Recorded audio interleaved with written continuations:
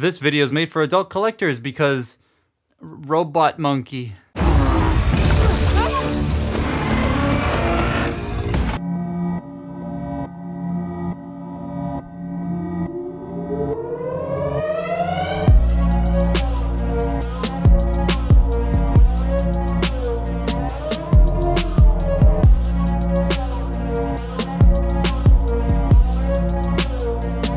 I was ready to just scoff at this Primal because I wasn't a fan of the Kingdom one. Kingdom to me was just the original one with extra posing and all the fun springy bits removed, so it was kind of boring to me. This I was expecting to be much of the same because it's the same size and it feels the same, blah blah blah. His transformation is just getting on all fours and chilling, and while he does do that, there are some new transformation tricks and it just feels more fun to mess with than the Kingdom one personally. Before I go any further, I do have a Patreon if you want to support the channel even further. It will be linked in the description down below. And thanks again to my buddy, the Beige Power Ranger, for hooking me up with this guy. Of the 3 mainline toys I got from him, Primal feels like the most solid. And the tooling, there's just so much here. The fur actually looks good, and the mechanical detailing is quite nice. And because of how the parts are separated, the Games Workshop grade doesn't look out of place.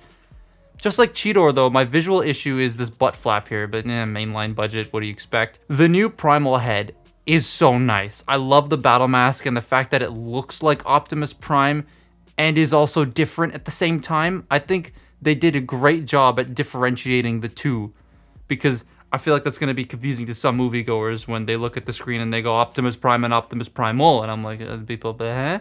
What?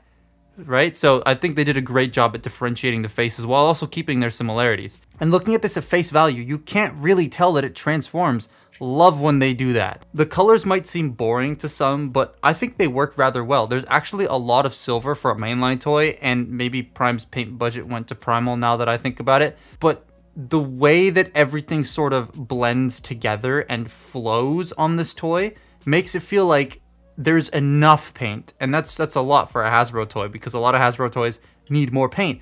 This just feels like it has as much as it should, and I like that. The blades store on the back, and they look like Primal swords. They definitely nailed that. He can hold them individually or combine them, and now he can recreate that scene of him beating the shit out of Battletrap. One other thing I noticed is this has a lot of heft for being a small Voyager. Like, he has his gaps filled in most places, and the plastic feels the best out of the 3. Bumblebee definitely feels the worst.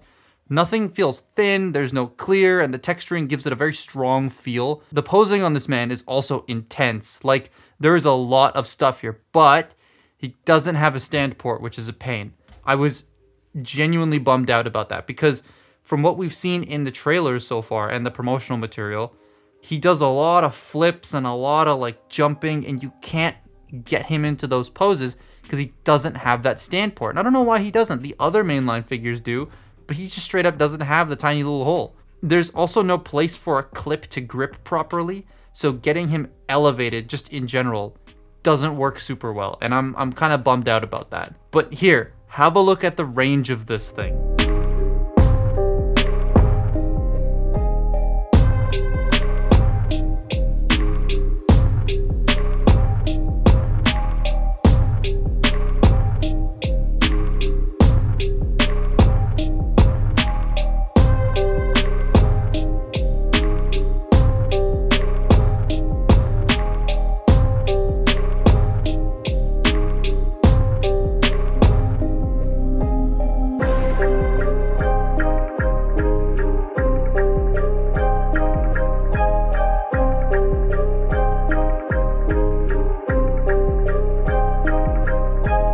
Now, Primal's articulation surprised me greatly, because the first toy I messed with was Optimus, and so I was expecting a lot of the same as Optimus, and while he does have a lot of the same, because it's just like your basic articulation, there are some things he does a little better, like having the head on a ball joint, so he can look up and down, not that much, but he can still do it.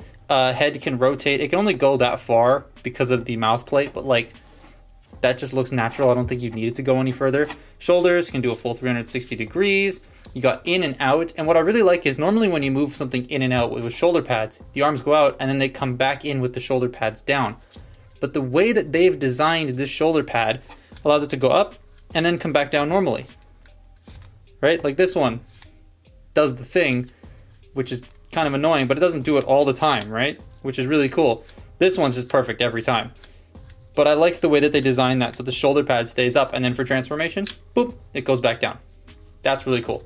You got bicep rotation, you have elbow bend that just bends a little bit over 90 degrees, wrist rotation, you do have a waist joint, however you have to move the butt flap out of the way to accommodate for the waist joint. Now, the one problem I have, another problem I have with this butt flap is, you do move the waist and then it's just sort of sticking out. It's a bit annoying. It looks a bit garish, I'm not the biggest fan. Hips can go forward, they can go back, the actual both butt flaps can move out of the way to accommodate back movement. You got in and out. You have a thigh rotation that's slightly limited due to the way that the hips are sculpted, especially back here, because there's a lot of plastic back here. There you go. It sort of clashes with the crotch section. The knees, I only thought the knees bent this far when I first got it, but it was really stiff here, but like they bend more than 90 degrees. Love that. And then you do have an ankle pivot and a toe bend. That's cool. That's for transformation, but like it still holds the figure up. See, there you go. Toe bend, working toe bend. That's awesome. My biggest problem is the butt flap. It's like Cheetor. It just gets in the way a little bit. I kind of wish this had like a little hinge in the middle so you could maybe fold it up and then maybe fold this onto his back. But yeah, it's just there. It's like he's low riding. But he is extremely posable, and I very much appreciate that for a mainline Voyager. I wasn't expecting that at all. Honestly, I wasn't expecting mainline Voyagers from this movie, but hey. Monkey. I messed that up. Monkey. Transformation is very generic, and I'm not a fan. However, the chest stuff is super cool. You open it, pull the head out, rotate it, push it back in, then close the chest up in the reverse order to change the way that it looks. It's very simple and a very unique way of changing how the chest appears in both modes, while also like not making it that weird flippy-doo thing that never seems to work properly in my opinion. I like the way they did this. Monkey mode is not the best. The back of the legs it looks so weird, I don't like it.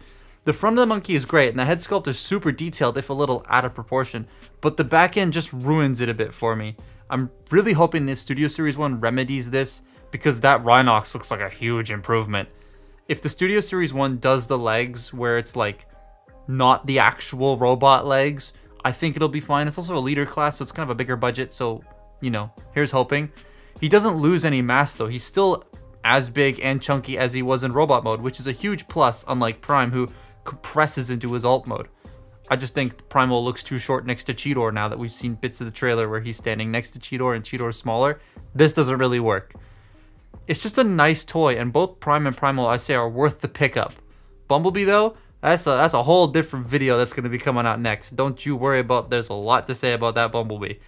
But Primal is nice. I do like him. And if you can find him for the cheaper price, don't buy him at Walmart Canada, then I would highly recommend picking it up. On the surface, he might look like he's a bit boring, but posing him around, messing with him, just like looking at him in certain stances, he just works and works so well that I think he's worth that price. And if you want to paint him up or whatever to make him more colorful, you can go right ahead. There's a lot of flat surfaces on this thing, so he feels like a customizer's dream. Toy hacks, stickers, they would be really nice on this, please. But that has been my mook. I can speak English. That has been my look at mainline Optimus Primal. Follow me on Twitter and Instagram, and I will see you next time. Bye-bye. Also, monkey.